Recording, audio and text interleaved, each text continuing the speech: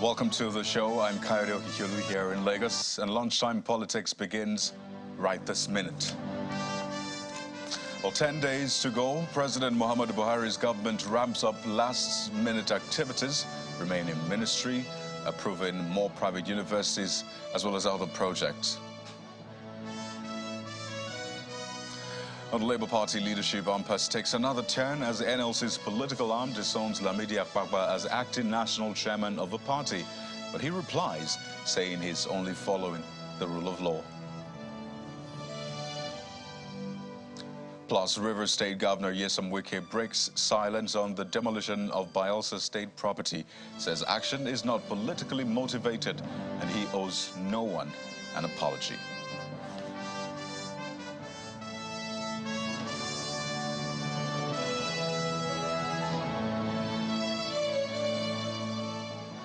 Well, let's begin with the Presidential Election Petition Tribunal, which resumed hearing today in continuation of the suit by the People's Democratic Party and its candidate Atiku Abubakar challenging the victory of Bola Tinubu at the 2023 presidential election. And today, the Independent National Electoral Commission, INEC, President-elect Bola Ahmed Tinubu and the All Progressives Congress APC opposed the request of the presidential candidate of the PDP, Atiku Abubakar, for a live coverage of his petition challenging the declaration of Tinubu as a winner of that election.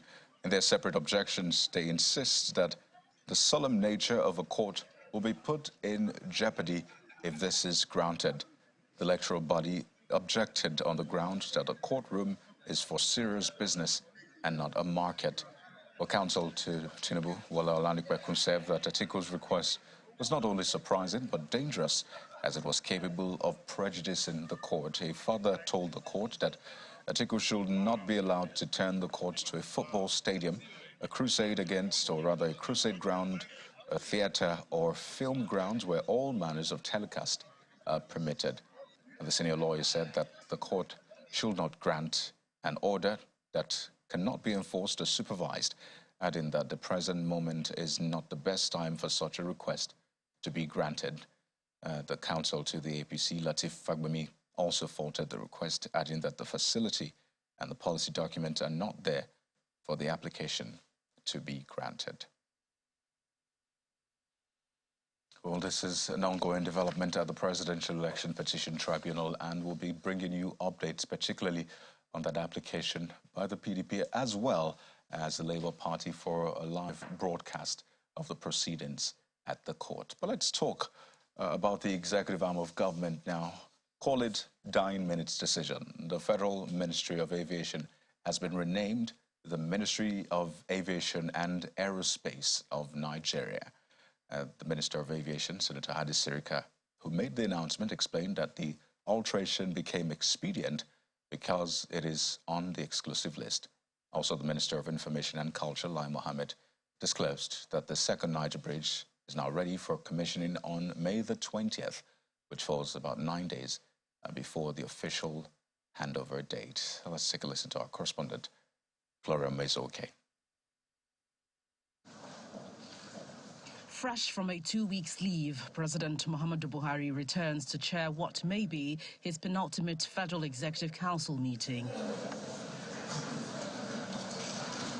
The Council deliberates over 32 memos, contrary to plans to entertain up to 60. An approval by the Council to alter the name of the Federal Ministry of Aviation is announced at a media briefing. Federal Ministry of Aviation name has been changed because it is on exclusive list, just like Foreign Affairs Ministry is on exclusive list. There is no Foreign Affairs Ministry of Katsina. So the ministry will be called Ministry of Aviation and Aerospace, Ministry of Aviation and Aerospace of Nigeria. And it's important that we become proactive and set our policies, regulations, and rules to be in tandem with what is obviously coming. The council also granted approval to the concessioning of the Nnamdi Azikiwe International Airport, Abuja, for 20 years, and that of the Malam Aminu Kano International Airport, Kano, for 30 years. For the Honourable Minister of Meanwhile, the Executive Council has ratified the resumption of on-street parking in the nation's capital, which was declared illegal by the court in 2012. For the Honourable Minister of FCT, he had two memos today. The first was a memo seeking Council's approval for the resumption of implementation of the management of on-street parking in the Federal Capital Territory.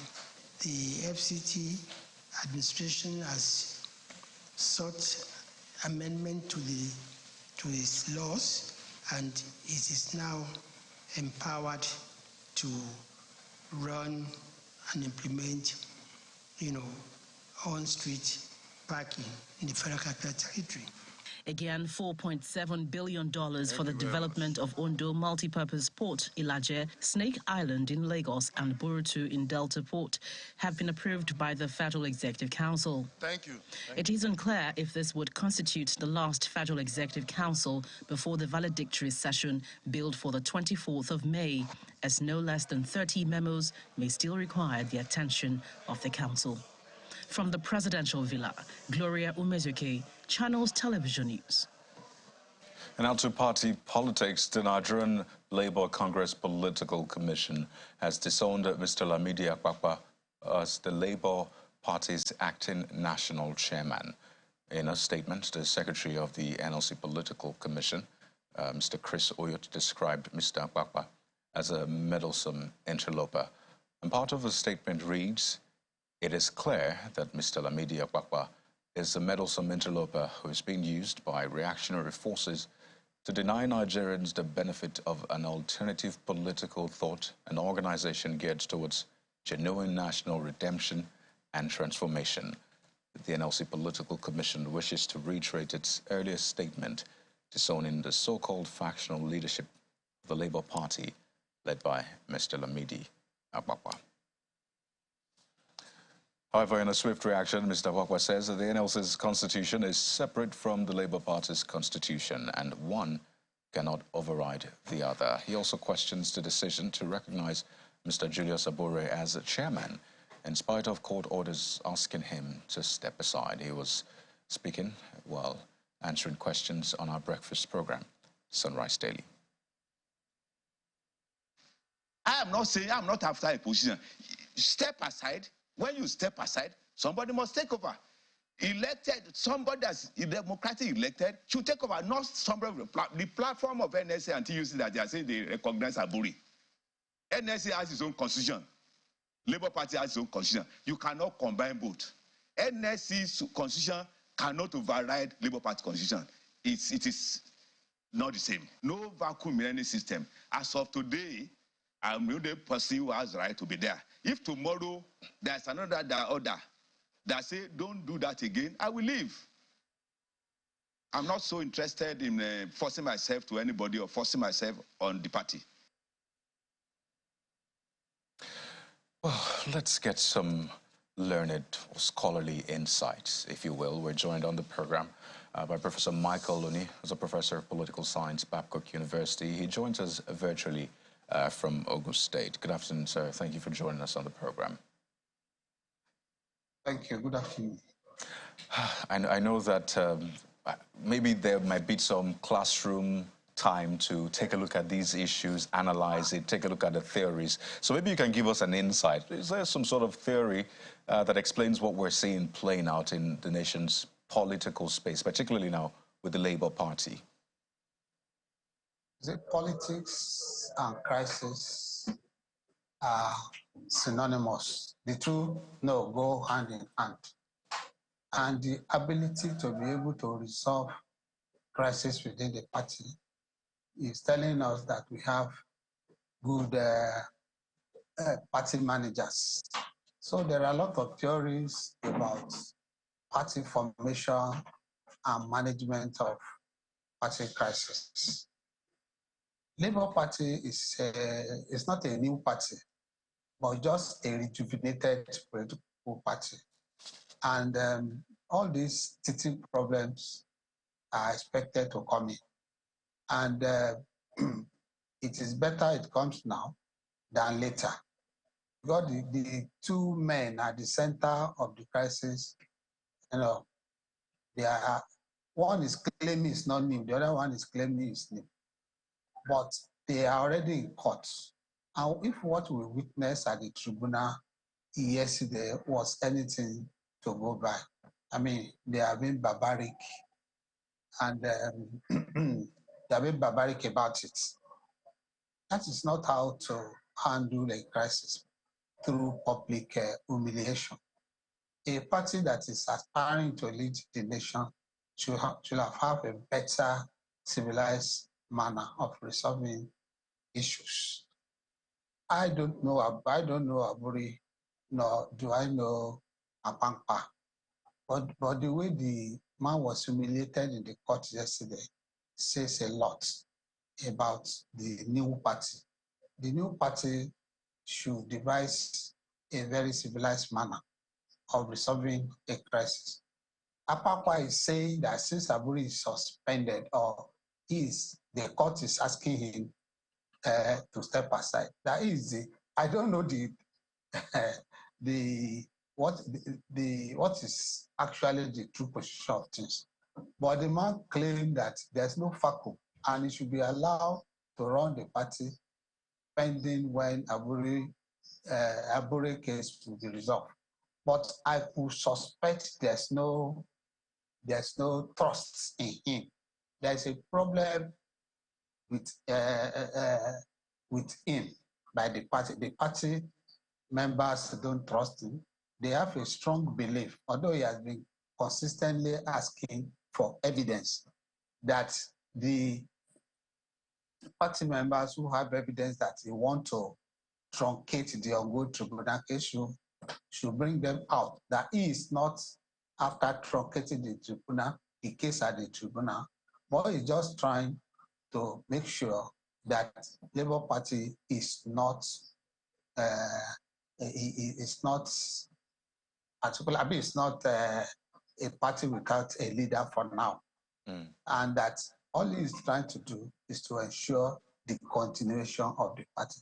But the real thing, the real politics they have not explained is that there is a suspicion about his person, probably from where he comes from, because there were allegations that the man voted for APC in the last election. But the man was on the Sunrise Daily this morning to discountenance that. He said Labour Party won in his ward, in his polling unit. But talking about his ward, he was not emphatic whether the Labour Party won in his ward. The thing is that it's not trusted. People did not trust him. That they did not only see him as a meddlesome interloper, but as an impostor to do a damage within for the party. And trust is a very and trust is a key currency in politics and governance. Yeah. It's not trusted by the party members. Right. So if you can hear me, Prof. Right. I was saying that, and trust is actually a major currency in politics or governance. It's something you need to have on your side. But speak to this, if you can, Prof. Who is meant to take charge of the resolution of this crisis within the Labour Party? Who's meant to spearhead it? Because it looks like both of the sides, I think they've had series of meetings, so it's not even about those meetings. In fact, he said that they had a meeting before the court case, and clearly we saw the outcome of it. So who's meant to take the lead here? Is it the presidential candidate of the party? Should they have to go outside and get a third-party arbitrator to solve this case? Who should be doing that? There's an hierarchy within the party. Hierarchy, National Working Committee is there. The Board of Trustees is there. But the party as at now, I may be wrong, is centered around the presidential candidate. He is the heart and soul of Labour Party. When you talk of the National Working Committee, it centers around of it. When you talk of the board of trustees, it centers around it. The executive, it centers around it. I think the party will not seek any arbitrator or conciliator, but the party will ensure that they settle the crisis within. But Apankwa must allow the party leaders and members to trust him. That is the issue. He is not trusted. He should make himself believable. He should make himself trustworthy. Otherwise, they will, I suspect, that very soon he will be suspended or expelled from the party. I think that is the next move they will do to get him out of the way. But there's a symbiotic relationship between the party, Labour Party, and the NLC. Maybe the NLC could solve the problem, but I could see the NLC having a sympathy for Abure, because the day they came to LP headquarters, the statement made that day was like, they are for Abure and not for Apapa. That's what I've seen. So they are going to resolve it. And I pray it will not be through suspension, because they still need more members to operate, not by suspending their members. Okay, let me just quickly get your view on this, because it's a developing story playing out at the Presidential Election Petition Tribunal, maybe by way of a backstory or historical context particularly.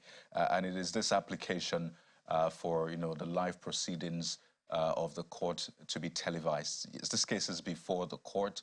It is going to be decided in court, regardless of whatever it is that is being said around. But is there a historical perspective to this, a background maybe? Has this ever happened before? And I wonder, how do you see this shaping our politics, even the whole judiciary adjudication process of political cases moving forward? I will tell you my position first before I begin to. I don't see reasons for any live coverage in the first instance. In the second instance, media men are there. They are bringing reports. I think your men are on the ground there. They bring reports. Who will finance the live coverage? Do they think the live coverage is for free? Who will do the financing? Then if you have applied for live coverage, if you are ready to finance it, well, okay. But courts processes or proceedings should not be left for people's sympathy to decide. I think, yes, freedom of this, freedom of that. I think we should not over-sensationalize this matter. We should allow the courts to do their due diligence to the case.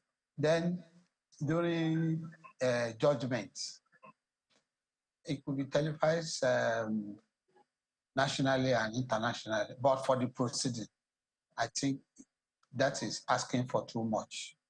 They should wait till the end of the judgment. So let the newspaper report, let the media houses do the coverage for now. Right. And if there is a misrepresentation by any of the media houses, because sometimes when you read newspaper report, you will see some slanting from the media houses. So let the parties who result were twisted against come up and complain to the judges at the tribunal. Prof, again, yes. Just one more issue I'd like to take up with you. I mean, we can't reiterate enough that the case is before the court, so it is left to the court to decide on that, as we have agreed. But about this government that is winding down, I think it's important to speak to that. So we've seen some last-minute moves, the approval. Maybe one that will resonate with you is that approval of more private universities, by the FEC just a few days ago. But there's been the renaming of, the Ministry of Aviation. There's still memos, by the way, pending, I think about 30 of them. And I wonder for you, what do you make of the final days of President Muhammadu Buhari in office? in the establishment of the private universities, more private universities, I don't see the license or establishment as a sin. If you see our new PhD graduates looking for job in the university, I mean, the decision is in the right direction. The problem is management.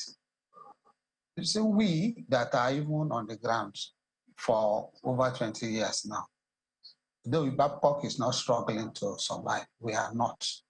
It's it's the best university in Nigeria. I will not even say one of the best. We are not struggling. But how do they survive financially when they start up? Did they do diligence on the funding? Did they do diligence on how to get staff to operate? The spirit behind the establishment is okay because our new graduates will get job to do. PhD people, master people will get job to do, but the funding, because if you don't have funding, you will throw the new universities into crisis. And right. Running it too.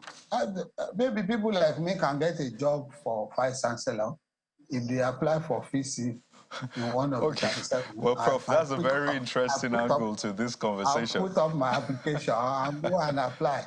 I didn't see that angle coming, Prof. Very interesting one.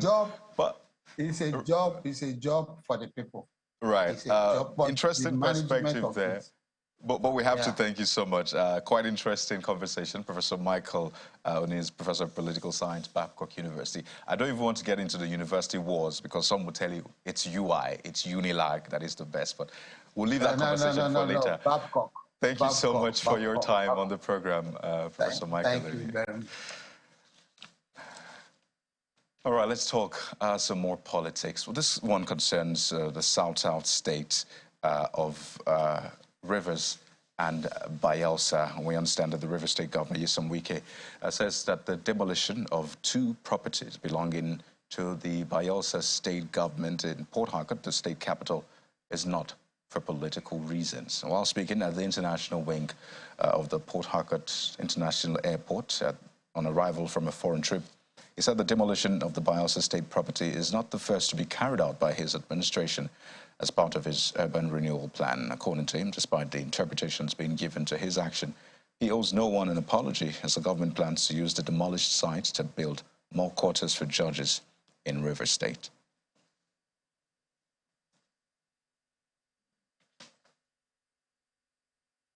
We're not claiming that the property belongs to us, but we have a right to talk about development in our state. No state can determine the level of development that should occur in another state. So, 2021 in August, not only did I write a letter to him, in all our meetings then, I took him as somebody, well, this is what's going on. If you cannot develop it, you can sell the property back to the River State government.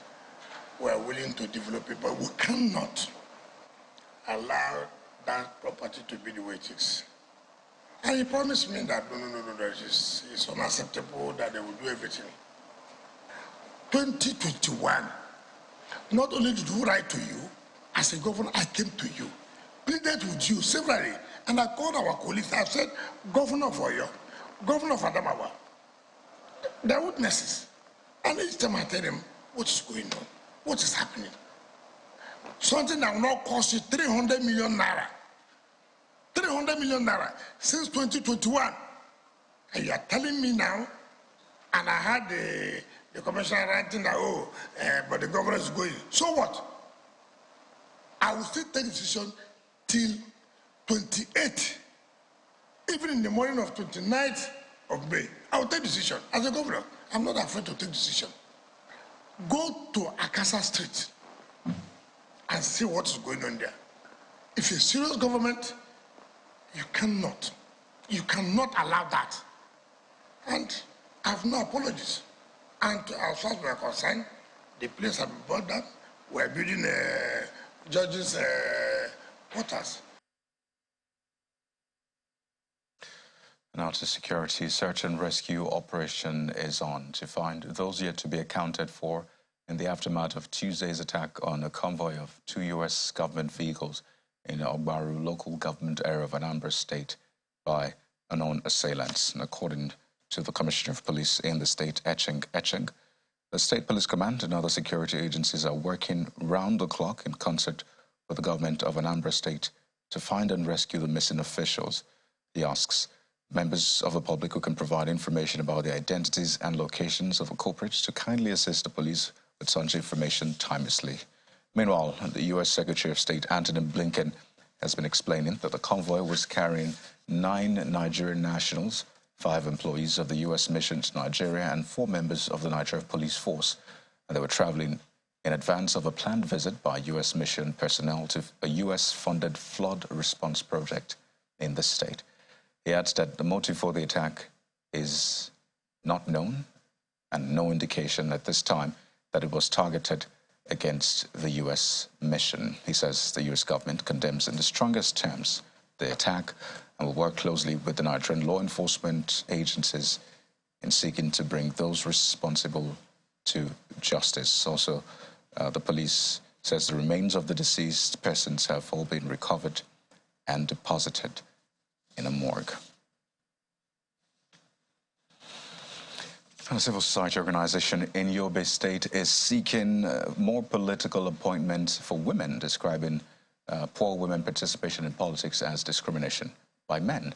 Well, this was part of a roundtable discussion centered on the women and youth political participation organized by Lead Tots Development Initiatives in Damaturu, the Yobe State capital.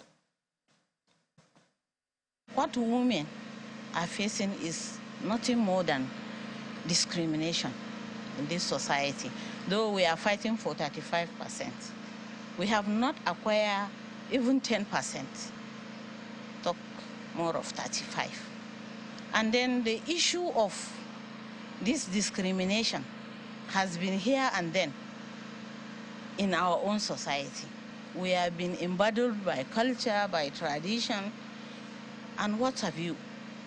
So in the North, it is well known that the culture of the people of the North, tradition also has some impact on the women participation, as well as lack of sensitization is one of our biggest problems.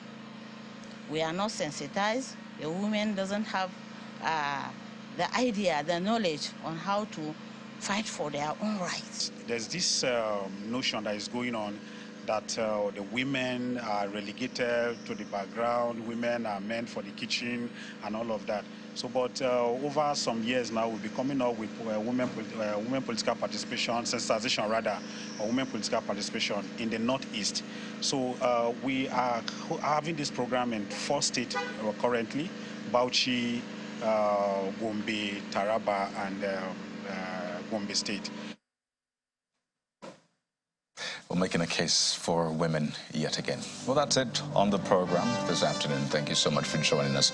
You can catch up on all of the biggest stories of the day, plus updates on the Presidential Election Petition Tribunal on our website, channelstv.com, and across all of our social media platforms. I'm Kayode Okikulu.